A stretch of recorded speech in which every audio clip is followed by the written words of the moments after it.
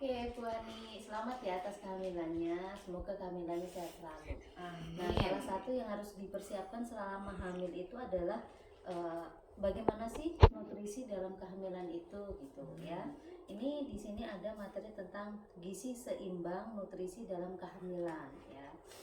Jadi, ini yang disebut gizi seimbang itu adalah susunan pangan sehari-hari yang mengandung zat gizi dalam jenis dan jumlah yang sesuai dengan kebutuhan tubuh ibu, dengan memperhatikan prinsip keanekaragaman pangan, aktivitas fisik, perilaku hidup bersih, dan memantau berat badan secara teratur dalam rangka mempertahankan berat badan normal untuk mencegah masalah gizi. Itu ya Bu ya. Jadi beraneka ragam makanan yang harus dimakan agar tercapai gizi seimbang. Nah, manfaatnya apa gizi seimbang itu untuk ibu hamil? Nah, ada 5 manfaat Bu. Salah satunya memenuhi kebutuhan zat gizi ibu dan janin yang ada di kandungan ibu. Kemudian yang kedua, mencapai status gizi ibu hamil dalam keadaan normal sehingga dapat menjalani kehamilan dengan baik dan aman. Kemudian yang ketiga, membentuk jaringan untuk tumbuh kembang janin dan kesehatan ibu juga nantinya. Kemudian yang keempat, mengatasi permasalahan selama kehamilan. Dan yang kelima, ibu memperoleh energi yang cukup yang berfungsi untuk sampai menyusui dan setelah kelahiran bayi nanti gitu. Nah, ini kan beraneka ragam makanan yang harus dimakan, ada nasi lauk, sayuran, buah gitu ya.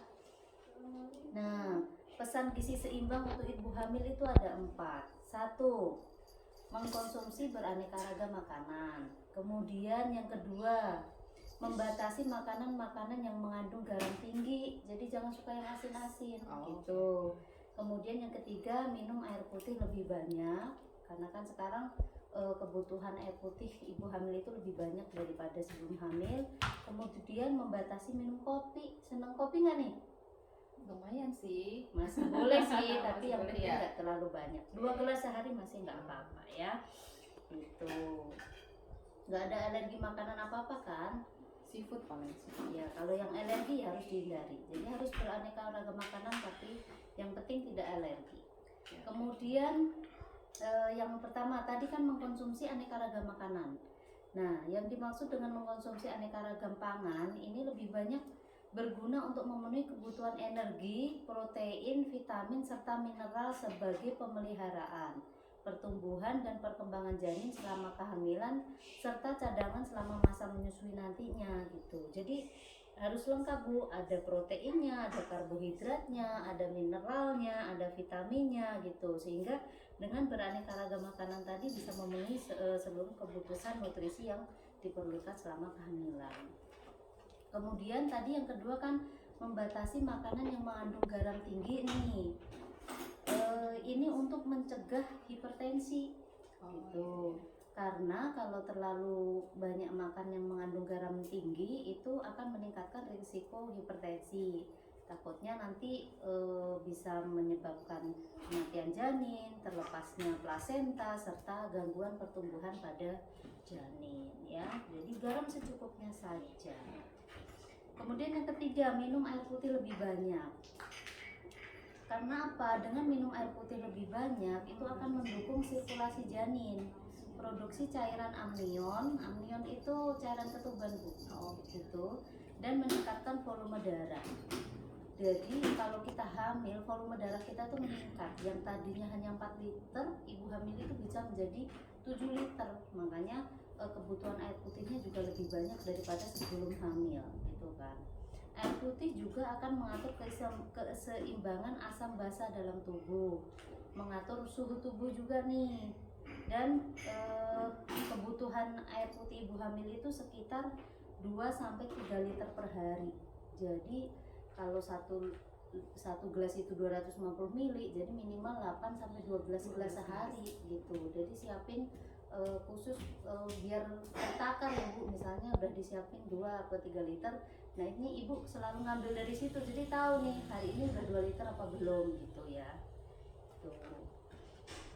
Sebenarnya nggak harus air putih sih, bisa dicukupi dengan minuman yang lain, dari jus, dari kuah sayur, itu juga bisa memenuhi kebutuhan cairan dalam tubuh. Air kelapa biasanya kan pada seneng tuh kalau ibu hamil minum air kelapa, itu juga bisa. Kemudian pesan yang keempat tadi membatasi minum kopi. Kenapa? Karena kandungan kafein dalam kopi itu bisa meningkatkan buang air kecil yang berakibat dehidrasi, kemudian bisa meningkatkan tekanan darah dan detak jantung juga bisa meningkat. Jadi kalau ini dibatasinya sehari 2 gelas, cukup lah ya? Cukup. Oke, sekarang bagaimana sih penambahan kebutuhan zat gizi selama hamil gitu? Nah ini ya ada tabelnya nih Bu. Kilokalori itu emang susah sih kayaknya ya. Jadi selama hamil itu kan kita hamil itu dibagi menjadi trimester pertama itu yang 3 bulan pertama, kemudian trimester kedua dan ketiga itu 3 bulan kedua dan ketiga. Nah setiap kebutuhan gizi untuk ibu hamil setiap harinya itu ditambah sesuai dengan usia kehamilan. Hal ini dikarenakan adanya perkembangan dan pertumbuhan janin. Nah, penjelasannya seperti ini. Kalau di trimester 1 itu kebutuhan energi 180 kilokalori. Proteinnya 20 gram, lemak 6 gram, karbohidratnya 25 gram. Biskuit 1 buah yang besar itu Bu, itu 10 gram Bu. Kalau telur ayam direbus 1 butir itu 55 gram. Kalau telur itu untuk protein ya. Kemudian kalau susu sapi segar setengah gelas itu 100 gram, kurang lebihnya kayak gitu. Kemudian di trimester kedua dan ketiga ini kebutuhan energinya lebih besar. Kalau tadi hanya 180, di trimester kedua dan ketiga ini 300. Iya, 300. Proteinnya tetap 20, lemak 10, karbohidratnya menjadi 40 gram. Nah, contohnya nih, setara dengan apa? 1 mangkok bubur kacang hijau itu 5 sendok makan itu 50 gram, jadi 1 sendok makan kurang lebih 10 gram. Kemudian santan setengah gelas 50 gram, gula merah 1 sendok makan 13 gram, dan telur ayam rebus 1 butir 55 gram. Itu ya, kurang lebihnya seperti itu. Nah ini contoh nih, dalam 1 kali makan tuh kita harus seberapa sih gitu kan. Untuk karbohidrat itu kan nasi atau penggantinya itu kurang lebih kan 200 gram, itu tuh 1 piring Bu, setara dengan 1 piring gitu. Jadi Bu udah nggak usah mikir gram-gram lagi. Oh berarti nasi atau penggantinya 1 piring gitu. Pengganti nasi bisa ubi, roti kayak gitu ya. Kemudian lauk pauk hewani, ayam, daging, ikan itu 40 gram. Itu setara dengan kalau ikan itu 1/3 ekor sedang. Kemudian kalau ayam 1 potong sedang, kalau daging 2 potong kecil gitu. Jadi sepiring nasi tambah 1 potong ayam atau 1/3 ekor ikan itu sudah bisa memenuhi kebutuhan protein hewani. Kemudian lauk nabati, tempe, tahu, kacang-kacangan. Kalau tempe itu 50 gram, tahu 100 gram, kacang-kacangan 25 gram. Itu setara dengan tempe 2 potong sedang. Jadi sekali makan 2 potong tempe itu, atau 2 potong sedang tahu, atau kacang-kacangan 2 sendok makan, itu udah cukup untuk memenuhi kebutuhan protein nabati. Untuk sayuran kan kita 100 gram ya, 100 gram itu setara dengan 1 gelas atau 1 piring atau 1 mangkok setelah masak gitu. Jadi tadi kan ada 1 piring nasi ditambah 1 potong ayam atau 2 potong kecil daging tambah 2 potong tempe, nah atau 1/3 ikan ditambah 1 mangkok sayur, itu udah cukup. Kemudian buah-buahannya 2/4 potong sedang lah, kurang lebih 2 potong, 2-3 potong kayak gitu. Jadi Bu nggak usah mikir gram-gram lagi gitu ya, kurang lebihnya. Nah bagaimana dengan frekuensi makannya? Kalau tadi kan 1 porsi makannya seperti itu. Kalau frekuensi makannya merupakan seringnya seseorang melakukan kegiatan makan dalam sehari, baik makanan utama ataupun selingan. Frekuensinya itu sebaiknya 3 kali makan utama dan 2 kali makan selingan, atau porsi kecil namun sering, dan harus sesuai dengan contoh porsi di bawah ini nih. Biasanya kan kalau awal-awal hamil itu suka mual ya, jadi makannya ya sedikit tapi sering gitu. Nasi atau pengganti itu bisa 4-6 porsi, lauk pauk 4-5 porsi, lauk nabati 2-4 potong, sayuran 2-3 mangkok, buah-buahan 3 porsi, kurang lebih seperti itu. Nah, tapi nanti disesuaikan juga dengan trimester berapanya ya. Kalau awal-awal sih suruh makan 6 piring masih susah. Sedikit-sedikit aja yang penting Yang sering. penting masuk. Ya gitu. Jenis makanan yang tersusun dalam satu kali hidangan makan ya. Nih, ini ibaratkan piring nih. Jadi ini makanan pokoknya, nasinya, ini lauk pauknya, ini buah-buahannya, ini sayurannya. Jadi piringnya itu sepertinya ya, kemudian ditambah air putih. Nah, kualitas atau mutu gizi dan kelengkapan zat gizi dipengaruhi oleh keragaman jenis pangan yang dikonsumsi. Semakin beragam jenis pangan yang dikonsumsi, semakin mudah untuk memenuhi kebutuhan gizi. Semakin mudah juga tubuh memperoleh berbagai zat yang bermanfaat bagi kesehatannya. Selain menerapkan keanekaragaman makanan dan minuman, juga perlu memperhatikan keamanan pangan, yang berarti makanan atau minuman itu harus bebas dari cemaran yang membahayakan kesehatan. Untuk ibu hamil sayur gitu sebaiknya sayur matang ya, jangan yang mentah. Kemudian cara menerapkannya yaitu dengan mengkonsumsi 5 kelompok pangan setiap hari yang terdiri dari makanan pokok, kemudian lauk pauk, sayuran, buah-buahan, dan minuman air putih, jus, susu itu boleh. Mengkonsumsi lebih dari satu jenis untuk setiap kelompok makanan setiap kali makan akan lebih baik. Jadi kalau tadi lauk itu ada yang nabati, ada yang hewani kayak gitu. Kemudian sayur, buahnya juga yang berbagai macam itu akan saling melengkapi gitu ya. Kalau makanan pokok itu sebagai sumber karbohidrat. Tadi kan piringnya itu ada makanan pokok, ada buah gitu kan. Nah, makanan pokok itu yang sebagai sumber karbohidrat itu ada nasi, jagung, roti, ubi, itu termasuk makanan pokok ya. Gitu. Jadi kalau udah makan roti ya jangan makan nasi lagi gitu, karena itu sudah tercukupi dari roti. Kalau sumber protein itu ada yang hewani, ada yang nabati. Kalau yang hewani itu seperti daging ayam, telur, susu, dan keju. Serta protein nabati seperti kacang-kacangan berupa kacang kedelai, kacang tanah, kacang hijau, kacang merah yang bisa kita sayur biasanya ya. Serta hasil olahannya seperti tempe, tahu, susu kedelai, dan oncom itu termasuk protein ya. Ini sumber protein. Kalau sumber zat pengatur nih, sumber zat pengatur itu sayuran dan buah gitu. Sayuran diutamakan yang berwarna hijau, kuning jingga seperti bayam, daun singkong, daun katuk, kangkung, wortel, dan tomat, serta kacang-kacangan seperti kacang panjang, buncis, kecipir gitu. Itu akan banyak mengandung zat besi juga kalau sayuran hijau ya.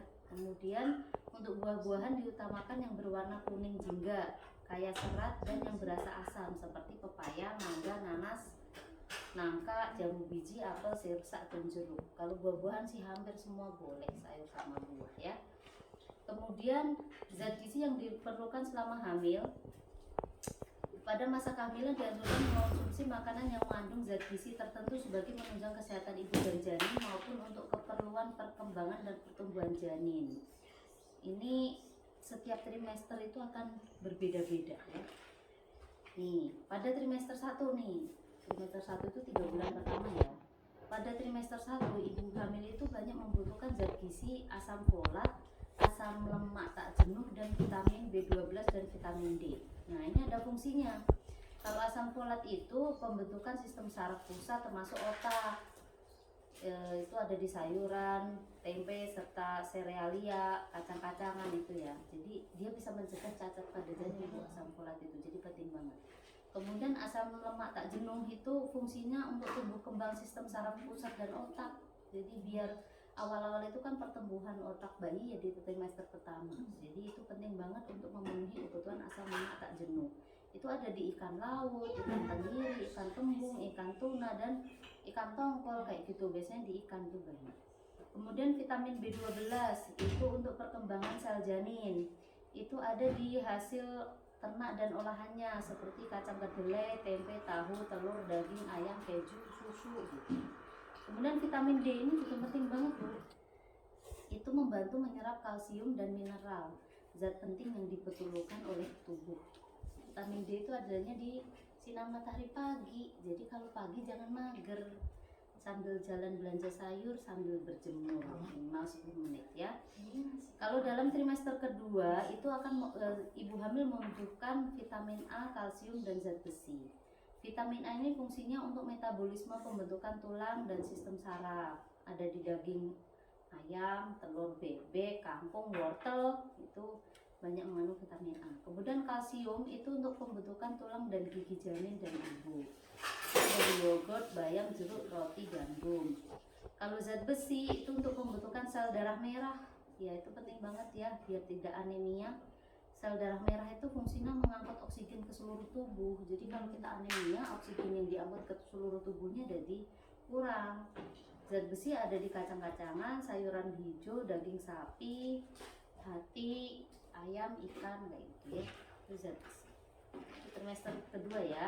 Kemudian di trimester ketiga itu yang 3 bulan terakhir, ibu hamil membutuhkan vitamin B6, serat, vitamin C, seng atau Zn dan yodium.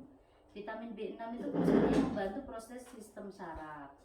Itu ada di kacang-kacangan, hati, gandum. Kemudian serat itu memperlancar buang air besar atau mengatasi sembelit. Biasanya ini sering di ibu hamil ada keluhan sembelit, apalagi dia minum tambah darah. Itu bikin memicu sembelit juga gitu ya. Itu ada di sayuran dan buah kalau serat ya.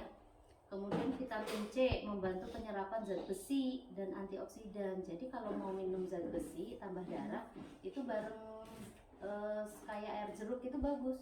Gitu, Karena dia dicampur bisa gitu. mempercepat penyerapan zat besinya gitu. Vitamin C ada di kol, nanas, pepaya, jambu, jeruk, tomat. Kemudian seng, bukan seng yang di atas ibu ya. Itu membantu proses metabolisme dan kekebalan tubuh. Itu adanya di kacang-kacangan, hati sapi, telur dan daging sapi. Kemudian yodium itu mengatur suhu tubuh, membentuk sel darah merah serta fungsi otot dan saraf. Itu adanya di garam dapur, udang segar, ikan laut, gitu banyak mengandung yodium. Ya sedikit lagi kok Buni, bahan makanan yang dihindari sekarang dan dibatasi oleh ibu hamil nih. Apa saja nih yang dihindari? Satu, menghindari makanan yang diawetkan gitu, karena mengandung pengawet itu biasanya pengawet itu kurang aman untuk ibu hamil. Kemudian menghindari daging, telur, ikan yang dimasak kurang matang gitu, karena bisa mengandung kuman yang berbahaya untuk janin ya. Kemudian yang ketiga, membatasi kopi dan coklat yang berlebihan, karena apa? Di dalamnya mengandung kafein yang dapat meningkatkan tekanan darah. 2 gelas ya. Kemudian yang keempat, membatasi makanan yang mengandung energi tinggi seperti banyak mengandung gula, lemak, misalnya keripik, cake gitu. Itu nggak usah banyak-banyak, kalau pingin sedikit aja boleh, tapi jangan sambil nonton drakor makan cake sama keripik kebanyakan, nggak boleh. Kemudian membatasi makanan yang mengandung gas, nanti bisa bikin tambah mual, nangka gitu. Kemudian kol, ubi jalar itu bisa menyebabkan nyeri urat. Kemudian membatasi konsumsi minuman ringan atau soft drink gitu, karena mengandung energi tinggi yang berakibat berat badannya nanti meningkat berlebihan, terus takutnya bayinya terlalu besar. Itu yang dihindari ya. Jadi ini contoh menu dalam sehari tadi udah dijelasin ya. 1 piring nasi, 1 ceplok, 1 telur ceplok, 1 mangkok sayur, 1 gelas susu, 1 potong buah pepaya.